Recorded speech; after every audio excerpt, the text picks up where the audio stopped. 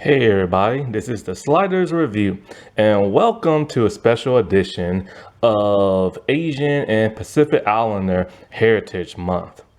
And I'm here today to talk to you about Star Trek Voyager Season 5, Episode 6, Timeless. And this is one of my favorite episodes. It deals with time travel. It deals not only with time travel with severe consequences.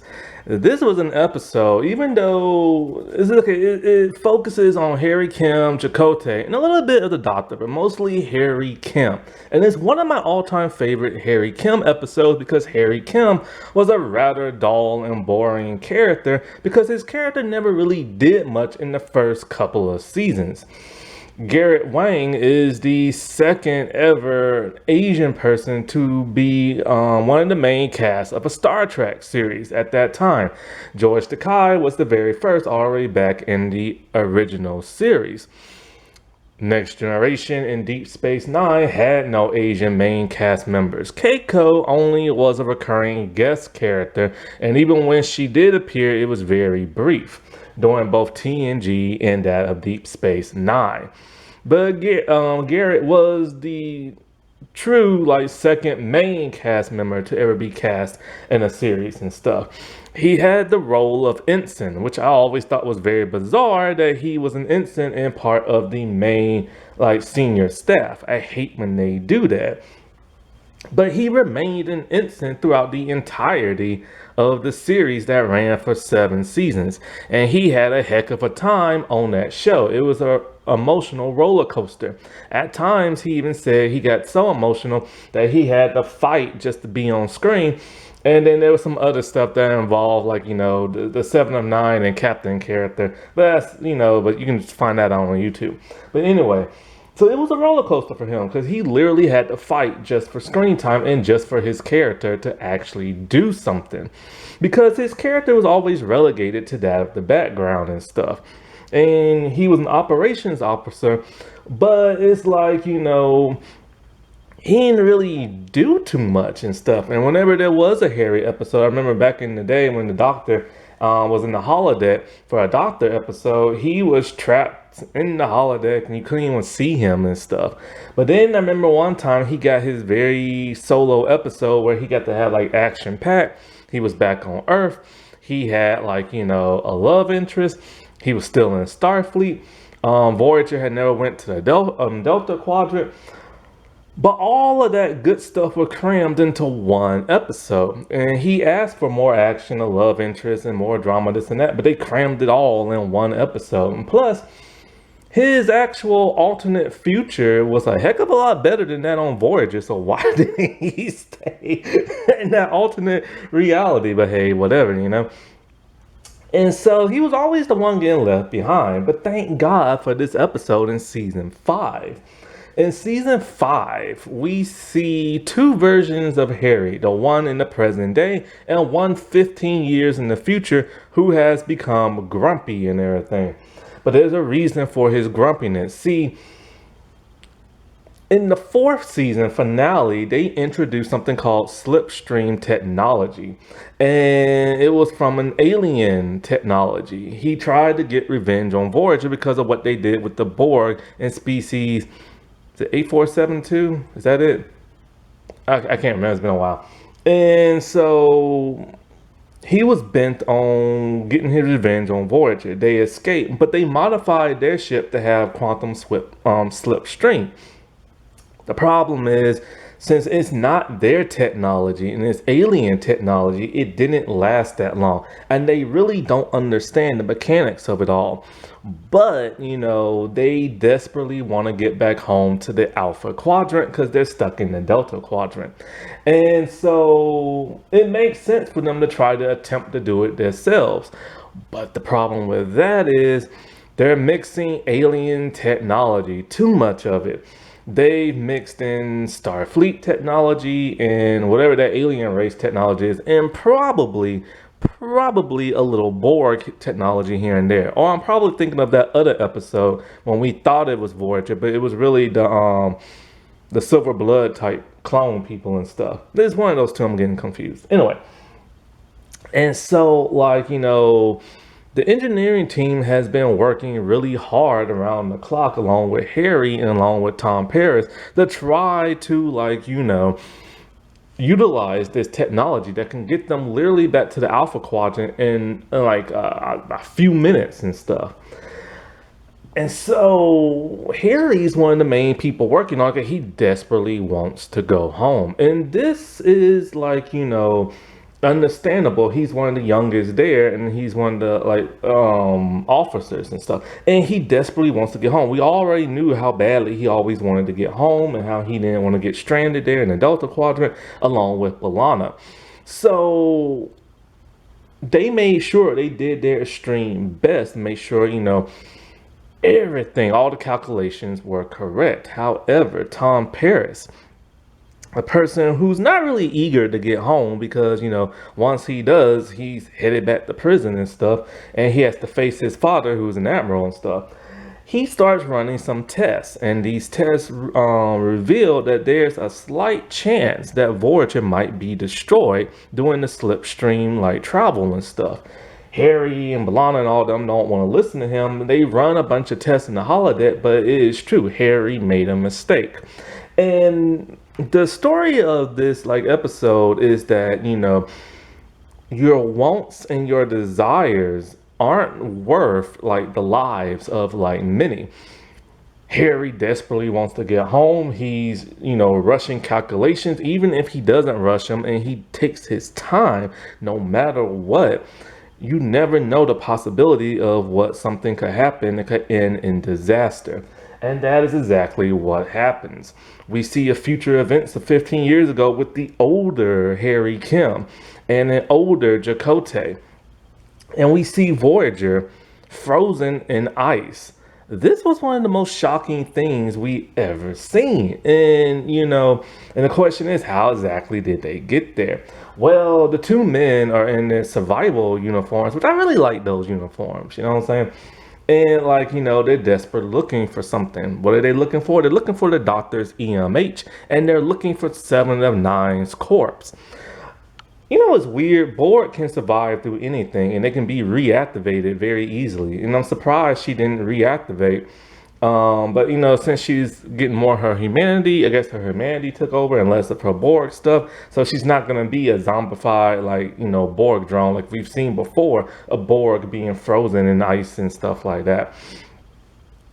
But the question is, why do they want her corpse and everything? Well, they're looking to send her a encoded message through her Borg temporal transceiver and everything that's embedded somewhere in her brain.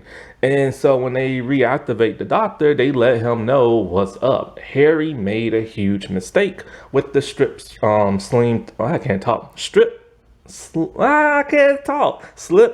technology.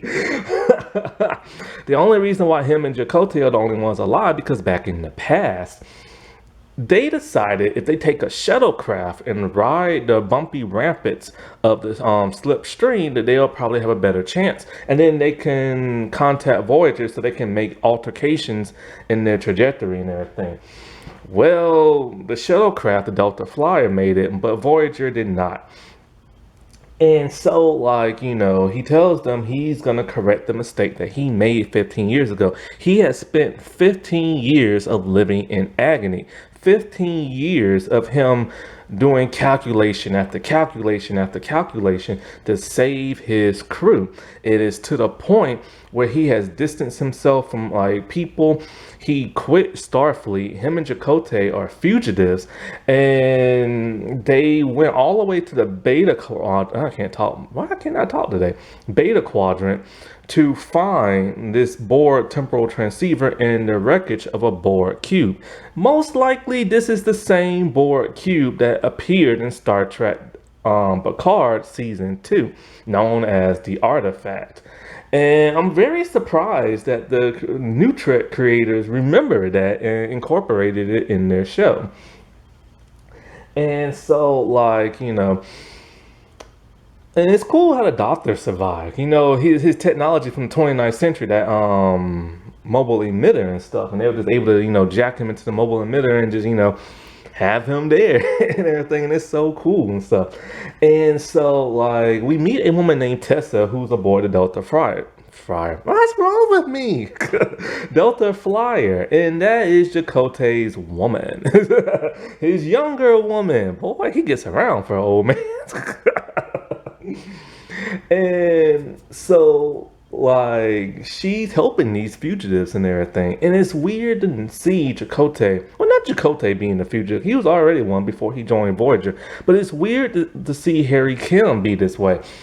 Harry Kim is a very optimistic, very joyful type person. He's also somewhat shy and everything. He can't get the girl, he can't get a promotion, and now here he is acting like Al Bundy of all people. He's moody, he's depressed, he's angry, you know, like he's stubborn. Like he is going to do this no matter what, even if it cost them their lives in prison for the rest of their lives and everything. They just want to save his crew. He loves those people. Those are his family and stuff. They were his family for like 5 or 4 years, you know? And so like, you know, but there's a huge problem. They're being pursued by a galaxy class starship known as the Challenger. And it's none other than Captain, I can't talk, Captain Geordi LaForge. He's a captain in this reality because, as we all know, this is an alternate future. And in the prime future, he's a Commodore now. And so, yeah, they stripped him of his rank. And made him less of what he is. But this episode is also directed by LeVar Burton. So that's cool. And then of course he picked the Galaxy class starship looking like the Enterprise, because you know he was on that show for 7 years on Next Generation and stuff, so that's cool. And he's wearing like, you know, the variant DS9 and like, you know, the First Contact uniforms, but he's wearing the All Good Things combat, one of my all-time favorite designs. And so, like, he's trying to reason with them, talking about they will destroy the temporal prime direct, or no, they will destruct time and alter stuff, and his family will be altered, and his life will be altered. And as we see in the future, he now has 2 daughters, he's a Commodore, and he's working on old ships to put in museums. He refitted the Enterprise D to make it combat ready for the Borg and everything. One of his daughters is a pilot. I forget what the other one is. Probably engineering, probably. But yeah, so he's in hot pursuit of them as they're on the run, and they're almost done trying to do what they have to do to send 7 of 9 a message through time. This would have been very convenient in all the Star Trek Picard episodes, that she was able to send a message to her younger self. But in order to do that, you have to literally crack her brain open, or her head open, and go inside her brain. So that's probably a reason why they don't do that. But they should have thought about that in case something bad happened, especially in season 2. That would have been really neat. So anyway, back in the present past day and everything, we see the Delta Flyer in front of Voyager and everything. Everybody's happy and excited. They're going through the slipstream technology and everything, but there is some bumps and there are some problems. And I love how it's directed by LeVar Burton. We get to see the past events and the future events coincide one with another. And so we actually get to see the snowy death of Voyager and stuff. Like, pretty much what happened in the future is that, like, once they're trying to find the exact point and when 7 of 9 brain pretty much shut down. And so he said it for a few minutes before that and everything. And the doctor is all like, you know, dude, why you like really, you know, pressed for time and everything? Like, why are you doing it the last second? And so Harry's explaining, oh, you know, temporal mechanics and blah blah. So Harry is giving him the new giving her the new coordinates that, you know, that the mistake he made 15 years ago. So while Voyager is going through a bumpy road and is about to literally break up and everything, the past 7 of 9 gets the message, surprising everybody that Harry knows how to activate her Borg transporter transponder node. God, I hate these Trek names. And so they altered their slipstream. Only problem is it doesn't work. no matter what, it's impossible to combine both these technologies. And with the weight and size of Voyager and stuff, it was just always doomed to fail because they don't know that much about the technology, because they don't have the alien species to, like, replicate it properly, which is weird because all their technology should be in 7 of Nine's brain, because she recognized the species and everything in season 4. So you would think all the information on how to, like, replicate it would be there, just like she did in season 4 when she gave this poor species back the ability to replicate their stuff. And so they alter it, they crash into like a snowy like planet. It was one of the most horrific things I've ever seen, next to that of, like, the crash on Star Trek Generations. And they did a pretty good job for the TV budget they had. It literally ripped apart and everything. It was tragic, but even more tragic is when you see all the dead bodies frozen, looking like preserved in their present day and everything. And so in the future, Harry doesn't understand why they're still being pursued by the Challenger, why nothing has changed. He doesn't understand how he keeps making these mistakes, and he literally has a nervous breakdown. And I love the acting by Gary. He stepped up leaps and bounds to give a very compelling, like, mental breakdown and stuff. And he just looks at himself as a failure. He has failed his family for the second time. And as they're being, tractored in by a tractor beam, the doctor literally smacks some sense into him and tell him, look, Voyager is not going to be able to get home, because, like, they found Voyager outside the Alpha Quadrant and stuff. It took them 15 years just to find them. Because, see, the reason why Harry gave up on Starfleet is because Starfleet gave up on Voyager. They searched for as long as they could until they finally just gave up. But him and Chakotay refused to do that. So the doctor tells him, look, man, Voyager might never get home, but at least they can live their normal lives in the past. So what you need to do is knock them out of the stream. Just disengage it and everything. And so, like, that is what he does, So we get to see another past event where they think they're getting new coordinates, but instead it kicks them completely out of the drive. And I think it kicks somehow it kicks the Delta Fly out too, or unless they just shut it down on themselves. And so B'Elanna is pissed at Seven because she thinks she ruined this for everybody, because Seven didn't want to go back home to the Alpha Quadrant in season 4 because she doesn't remember it at all, because she was only there when she was 9 years old. And so Harry is still trying to do calculations, trying to see where he screwed up and everything. And Janeway comes in and gives him a tricorder and tells him that there's an encoded message that was sent into Seven's temporal, like, thingamabobber, and, like, it was an encoded message. So he activates it because she already watched it. And it's a future Harry Kim. See, at one point in the future, we saw Harry Kim talking to a console. The doctor comes in and he's like, oh, I'm finished here and stuff. And that was the message he sent to his younger self, telling him to not rush things, and that he caused the death of all the people on Voyager. And that, he blamed himself for 15 years of it. But here he is giving the crew of Voyager, like, a second, like, chance and everything. The craziest thing is that what was the original message?